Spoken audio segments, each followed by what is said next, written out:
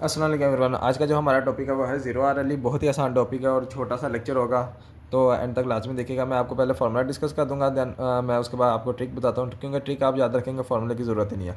तो बस वैसे ही आपको एक शॉर्टकट के लिए मैं बता रहा हूँ। अब हमारे पास सबसे पहले होता है कि ये वाला फार्मूला आपने रिमेंबर याद रखना है, जो क्या है S is equal U plus V. अब इसमें यू क्या है, यू होता है रो का रो नंबर और वी होता है हमारे पास कॉलम का नंबर। ठीक हो गया, ये हमने लेबल कर लिया। हमेशा आपने जो इंडेक्सिंग स्टार्ट करनी है वो जीरो से स्टार्ट करनी है। ठीक हो गया, ये 8 बाई 8 का मैट्रिक्स था, तो ये जीरो से लेकर 7 तक हमारे पास रो आ गए, यानी कि टोटल 8 रोज। इसी तरीके से जीरो से लेकर 7 तक कॉलम आ गए, टोटल 8 कॉलम्स। अब हमारे पास क्या होता है कि भाई जन इनको हम सम करें, यानी कि इन दोनों वैल्यूज को फाइज करें, जीरो जीरो तो जीरो जीरो सम करेंगे और एस की एक वैल्यू आएगी जो क्या है जीरो। अगर जीरो यानी कि जो है इवन, एस की वैल्यू अगर इवन है तो हमने क्या करना था कि उस सिनेरियो में हमारे पास होता है कि यू डिक्रीज कर रहा होता है और वी इंक्रीज कर रहा होता है। और अगर एस की वैल्यू हमारे पास ऑड आ जाती है तो उसके अंदर क्या होता है कि हमारे पास यू इंक्रीज कर रहा होता है, वी डिक्रीज कर रहा होता है। मैं अब आपको ना सीधा शॉर्टकट मतलब कि जो ट्रिक है जो कि सारी चीज़ों पे एप्लीकेबल है ज़ीरो आर एल में, मतलब कि आपने वो ट्रिक लगानी है, सिंपल आपका काम हो जाएगा। क्योंकि ये तो फार्मूला है, लेकिन इससे जब मैं कराने बैठूंगा तो आपके लिए थोड़ा सा कॉम्प्लेक्स हो जाएगा काम इसको समझना।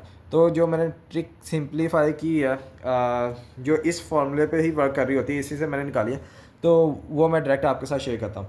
तो सबसे पहले आपने क्या करना था कि टॉप लेफ्ट पे जो वैल्यू है ना, जो सेल है जीरो जीरो वाला, उसको आपने आउटपुट करना, वहाँ से आपने स्टार्ट लेना है। यहाँ से आपने स्टार्ट लेना, ठीक हो गया। यहाँ से आपने स्टार्ट लिया तो आपने उसको लिख दिया, 42 आपने आउटपुट में लिख दिया, ठीक हो गया। अब आपने क्या करना है, अब आपने यहाँ से यहाँ पे जाना है। यहाँ पे क्या वैल्यू है, -2 है, आपने उसको आउटपुट में लिख देना। ये इस तरीके से -2 आ गया।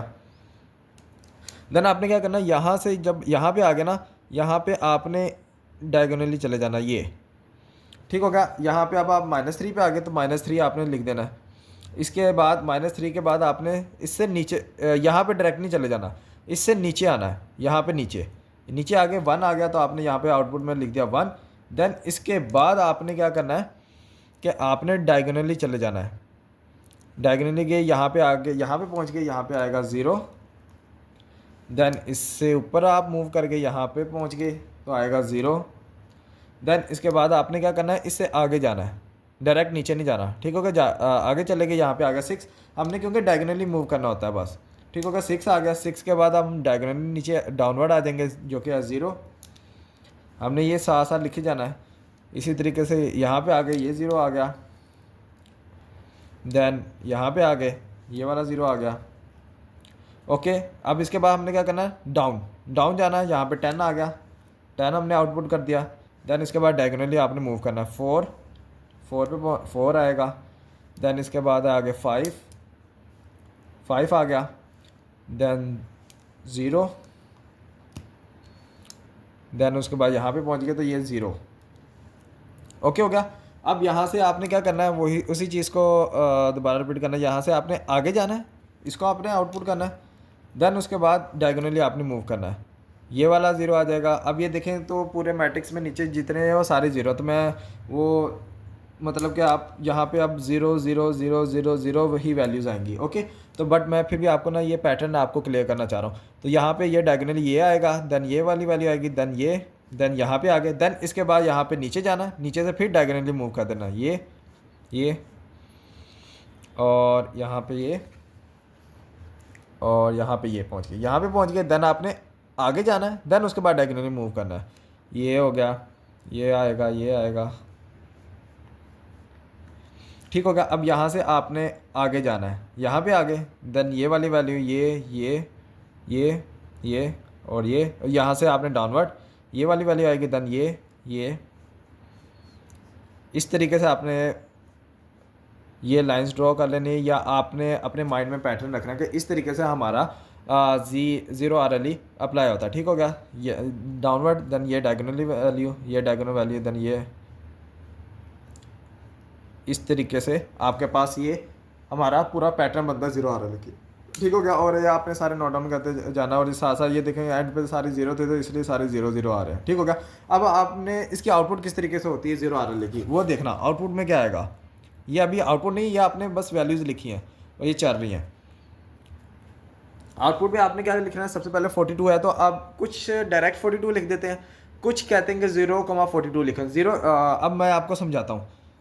यहाँ पे ये 0,42 है। 42 का मतलब क्या है कि ये वैल्यू है, और ये जो वैल्यू है ना, ये वाली वैल्यू ये बताती है कि इससे पहले कितने ज़ीरो थे। ये नंबर ऑफ़ ज़ीरोज़ बताती है कितने जीरो थे, यानी कि 42 से पहले कितने जीरो आए। तो अभी तक तो कोई नहीं था, इसलिए हमने जीरो लिखा। अगर 42 से पहले यहाँ पे जीरो होता तो मैं 1,42 लिखता। ओके, इसी तरीके से नेक्स्ट वैल्यू को मैं लिखता हूँ जो कि है -2। उससे पहले कोई ज़ीरो था नहीं था, तो ये ऐसे आ गया। इसी तरीके से 0,-3 आ जाएगा, एंड देन 0,1 आ जाएगा। अब यहाँ पे देखेंगे 2 ज़ीरो आ रहे हैं, 1 2, उसके बाद वैल्यू क्या है 6। तो अब आपने क्या लिखना है, यहाँ पे तो आएगा 6, वैल्यू आएगी 6। इससे पहले कितने जीरो थे, 2 जीरो थे, तो यहाँ पे आ जाएगा 2। ओके, ये बताता है नंबर ऑफ जीरोस कितने थे उस सिंबल से पहले, उस वैल्यू से पहले। इसी तरीके से नेक्स्ट देख लेते हैं, 1 2 3, 3 जीरो आ रहे हैं, उसके बाद 10 वैल्यू है, तो 3,10 आ गया। ओके, देन इसके बाद 4 है, तो उससे पहले कोई जीरो नहीं था, तो 0,4, एंड देन 0,5। देन उसके बाद देखा जाए तो सारे 0 ही आ रहे हैं, 0 0 आ रहे हैं, यानी कि अब सारे जीरोज आएंगे। तो अब आपने क्या करना है कि बस यहाँ तक ही लिखना है। उसके बाद आपने एंड EOB जो एक वैल्यू है ना, ये आपने लिख देनी है। इसका मतलब ये है कि यहाँ तक आपने बस कर दिया, यानी कि ख़त्म हो गया। उसके बाद आपके जितने भी है ना वो सारे जीरोज आ रहे हैं।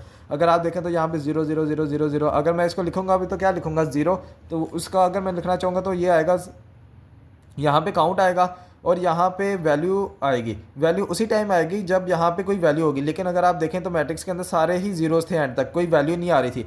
तो ये अप टू सो ऑन, यानी कि 0 0 चलते रहेंगे, तो ये वैल्यू तो आनी नहीं। तो यहाँ पे तो ये भी इन्फिनाइट लूप में चला गया। ओके, तो हमारे पास यहाँ तक की वैल्यू रहेगी, और EOB ये हमारे पास फाइनल 0 RLE की आउटपुट होगी। तो उम्मीद है कि आप लोगों को समझ आया होगा। बहुत ही छोटा सा लेक्चर था 0 RLE का। मैंने आपको फार्मूला भी बता दिया था, क्योंकि कुछ टीचर्स जो हैं वो आपको इन फार्मूलाज के ज़रिए करा रहे होते हैं, बट मैंने उसके बाद आपको डायरेक्ट ही बता दिया, क्योंकि इस फार्मूले से ही हमारे पास ये पैटर्न आ रहा होता है। चाहे आप ये 4x4 पे अप्लाई करें, 2x2 पे करें, 8x8 पे करें, 16x16 पे करें, कोई मसला नहीं है। अगर आप इवन के 4x4 का कोई मैट्रिक्स लेना चाहते हैं तो वो ले सकते हैं आप। मैं आपको वो भी करके दिखा देता हूँ। ABCD ऐसे कोई वैल्यू लें, FEFGHIJKLMNOP। इस पे अगर आप अप्लाई करेंगे तो पैटर्न क्या होगा, सिंपल। आपने क्या करना कि यहाँ से स्टार्ट होना है, पहले ये वाली वैल्यू लिखनी है, जहाँ जहाँ पे जाते जाएंगे वो वाली वैल्यू आपने नोट डाउन करना है, ये। देन इसके बाद ये डायगोनली जाना है, नीचे जाना है। देन इसके बाद ये डायगोनली हमने मूव करना है, देन आगे जाना है, देन डायगोनली मूव करेंगे हम। उसके बाद ये वैल्यू आएगी, और देन इसके बाद नीचे आना ये, और देन ये।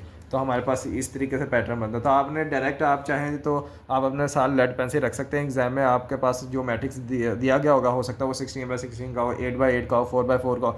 आपने क्या करना, पेंसिल से आपने सीधा सीधा ये ड्रॉ कर लेना। देन उसके बाद आपने नोट डाउन करना स्टार्ट करना, यानी कि पहले A लिखना, देन B आएगा, देन E आएगा, देन उसके बाद ये I आएगा, देन F आएगा, फिर आएगा हमारे पास C, देन D आएगा, G आएगा, J आएगा, M आएगा, N आएगा, K आएगा, H आएगा, L आएगा, O आएगा और P। और इस तरीके से आपने नोट डाउन कर लेना। ठीक हो गया।